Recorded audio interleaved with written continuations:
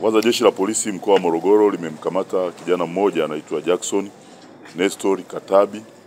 Yeye ana umri wa miaka 30, ni mkulima mkazi wa Kaporo. Kwa kosa la kwa tuhuma za kumuua mwenzie ni kijana mwenzie George Magnus Kayega, miaka 30, mkulima na mkazi wa Kaporo. Hili tukio limetokea Machi 28 mwezi wa 3 mwaka huu usiku katika kitongoji cha Kaporo, kata ya Kibaoni, wilaya ya Kilombero, ambapo kulitokea ugomvi kati ya marehemu na mtuhumiwa. Chanzo cha ugomvi huo ilielezwa kwamba mtuhumiwa alikuwa anamdai marehemu pesa kiasi cha shilingi 1000. Marehemu alipotakiwa kurudisha pesa alikataa, na ndipo ugomvi ulitokea baina yao. Na katika ugomvi huo marehemu alipata jeraha dogo kichwani na kupatiwa huduma ya kwanza kwenye zahanati iitwaye Kaporo Health Service na kuruhusiwa kurudi nyumbani. Lakini akiwa njiani alianguka na kupoteza maisha. Msingi mtuhumiwa amekamatwa na hatua zingine za kiuchunguzi zinaendelea kusudi aweze kufikishwa kwenye mkondo sahihi wa kisheria. Aidha, jeshi la polisi limewakamata Ernest Charles Okulo.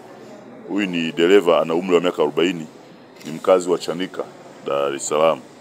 Na Christina Bryson Elisha, miaka 44, mfanyabiashara mkazi wa Mbwate, Kibaha kwa Matias,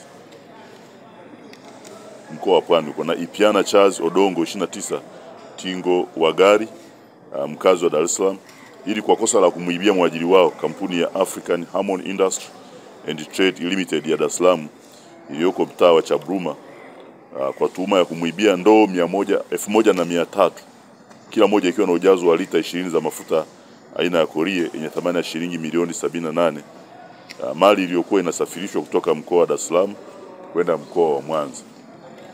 Kama utakumbuka, kumekuwa na mfululizo wa matukio haya ya madereva kufanya ulaghai wanapopita kwenye barabara yetu, kutengeneza matukio ya ajali ya uongo. Kwa hiyo na huyu naye alikuwa ni sehemu ya hao.